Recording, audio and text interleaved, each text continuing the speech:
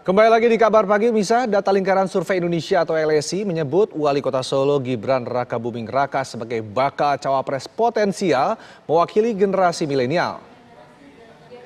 Survei tersebut dilakukan melihat jumlah pemilih dari generasi milenial dan generasi Z sebesar 47,7%. Dalam survei bulan Juli 2023, siapapun cawapres Prabowo Subianto di antara Gibran Rakabuming Raka, Erick Thohir, Erlangga Hartarto, dan Muhaimin Iskandar, elektabilitas pasangan ini masih di atas pasangan lainnya.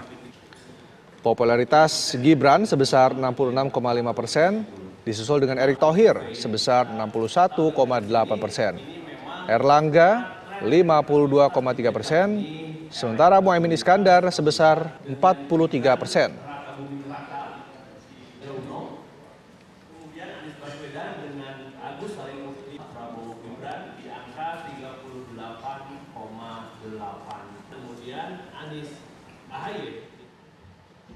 Pemirsa, setelah PAN dan Golkar mendukung Prabowo sebagai calon presiden 2024, siapa calon wakil presiden yang paling potensial bagi masing-masing capres? Dan kita sudah bergabung bersama pengamat politik dari Universitas Islam Negeri Jakarta dengan Mas Gun-Gun Herianto.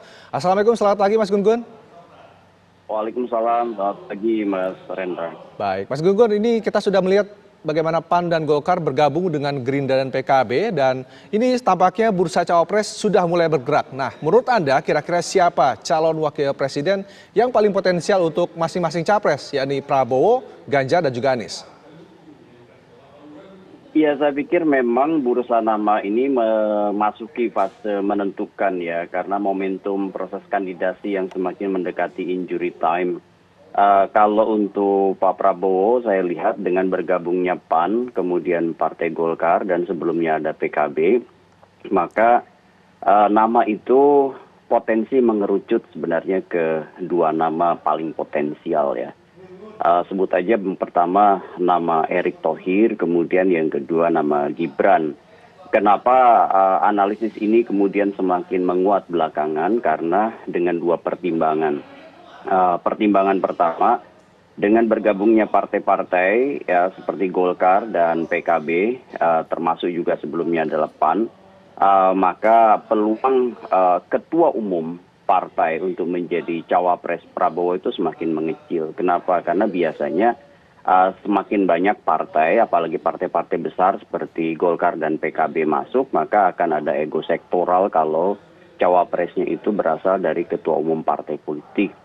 Maka potensi orang yang berada di luar partai politik itu justru yang semakin membesar. Ingat mungkin peristiwa Pak Jokowi 2019 ya, ketika usulan masing-masing partai yang memajukan ketua umumnya masing-masing itu kemudian menjadi deadlock ya, atau negosiasinya mengunci gitu dan jalan buntu, sehingga kemudian diperlukan figur di luar partai. Waktu itu ada nama Kiai Ma'ruf Amin. Nah, sekarang sepertinya kalau kemudian melihat komposisi koalisi yang semakin membesar di kubu Pak Prabowo, maka potensi Pak Erick Thohir justru menguat. Dan belakangan tentu nama Gibran patut diperhitungkan ya, dengan catatan tentu judicial review segera kemudian diputuskan oleh Mahkamah Konstitusi. Seperti apa putusan Mahkamah Konstitusi itu akan menjadi semacam entry point pada maju atau tidaknya Gibran. Kenapa? Karena ini kan menyangkut usia ya. Di aturan kita ya, bahwa capres-cawapres itu kan 40 tahun minimum. Nah, kalau misalnya di judicial review boleh 35, apalagi ada sekelompok bagian masyarakat yang juga mengajukan usulan judicial review usia 21 begitu. Nanti kita tunggu putusan Mahkamah Konstitusi seperti apa begitu. Nah, kemudian untuk Pak Ganjar ya, saya lihat juga masih belanja nama ya, nama-nama yang tentu harus menguatkan posisinya selain bisa diterima oleh publik ya. Dalam konteks ini tentu punya modal dasar elektoral, baik itu elektabilitas, popularitas maupun akseptabilitas. Itu juga menurut saya memang harus memiliki yang disebut dengan penerimaan di jangkar-jangkar kekuatan real politik pendukung Pak Ganjar, terutama PDI Perjuangan.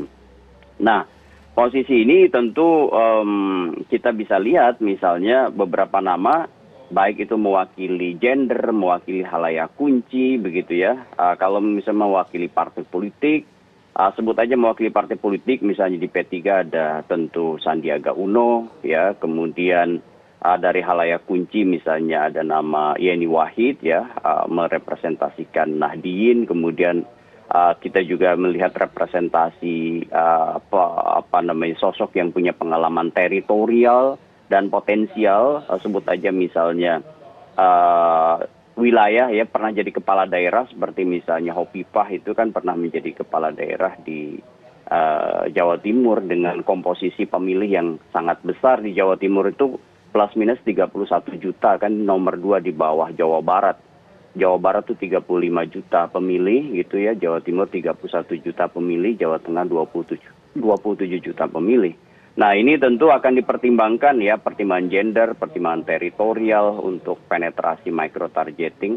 Kemudian juga kita juga jangan abaikan yang disebut dengan komposisi halayak kunci, selain tentu geopolitik ya,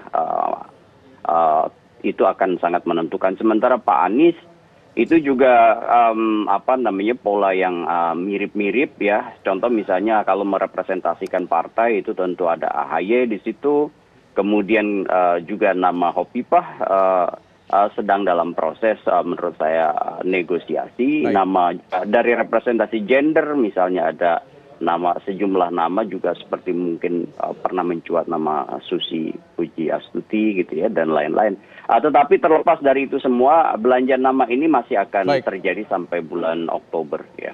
Baik. Mas Gunggun, kita bahas masing-masing tokoh cawapres ini. Jika kita melihat nama Gibran nih, Mas Gunggun, ini menurut hitungan politik ini bagaimana Mas jika ditarik menjadi cawapres?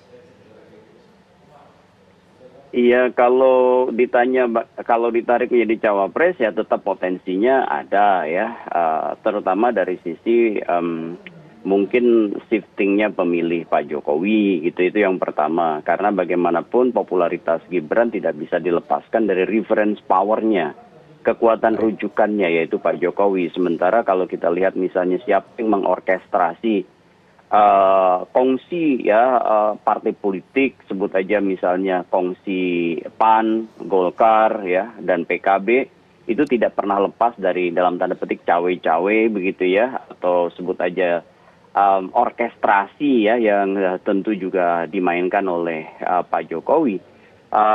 Terlihat juga misalnya bandul relawan Pak Jokowi berpihak kepada siapa, sebut aja salah satunya misalnya relawan Jokowi itu Projo begitu. Dan ini tentu siapapun yang kemudian merepresentasikan politik Jokowi di 2024 itu tentu bisa menjadi semacam magnet elektoral ya yang mendongkrak capresnya. Sebut aja kalau misalnya pada akhirnya putusan Mahkamah Konstitusi memutuskan misalnya Gibran memungkinkan karena misalnya batasan usia tidak lagi 40, itu kemudian jadi potensial. Tapi menurut saya memang ada baiknya proses historisitas berjenjang ya, yang disebut dengan pengalaman politik itu juga penting untuk dijadikan catatan.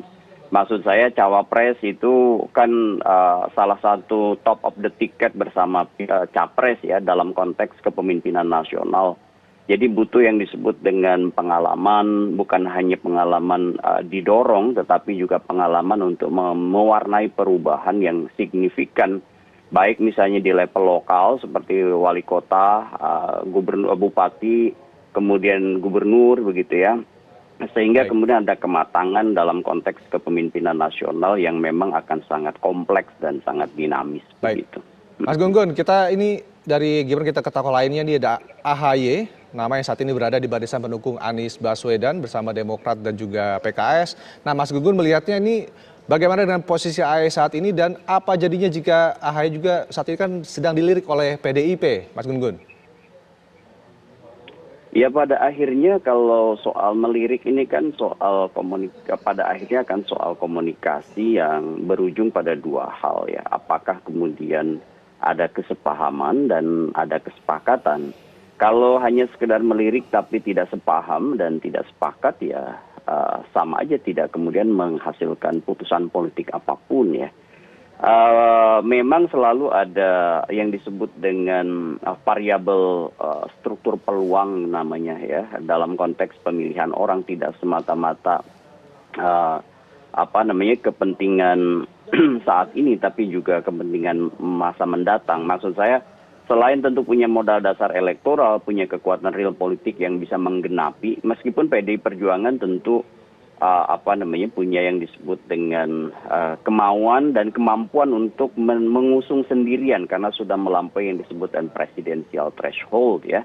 Tetapi kan untuk memenangi kontestasi butuh juga yang disebutkan kekuatan real politik lain untuk memperbesar potensi kemenangan atau yang disebutkan probabilitas perolehan suara. Tapi rasa-rasanya selama memang ada tawaran konkret dalam konteks negosiasi dengan kubu koalisi perubahan, AHY jauh lebih menurut saya secara psikopolitis lebih kemudian probabilitas untuk menjadi cawapresnya di koalisi perubahan seperti sekarang. Meskipun misalnya sebut aja tidak menjadi cawapres, tapi ada tawaran yang jauh lebih konkret dalam konteks investasi kekuasaan di masa mendatang, misalnya posisi-posisi jabatan politis di masa mendatang, itu menurut saya juga bisa aja berujung dengan kesepakatan dengan Anies Baswedan begitu. Baik, terima kasih Mas Gun-Gun Herianto, pengamat politik dari Universitas Islam Negeri Jakarta, sudah bergabung bersama kami di Kawar Pagi. Kita bisa melihat bagaimana nanti pada akhirnya siapa cawapres yang akan dipilih oleh pasangan capres masing-masing. Terima kasih Mas Gun-Gun.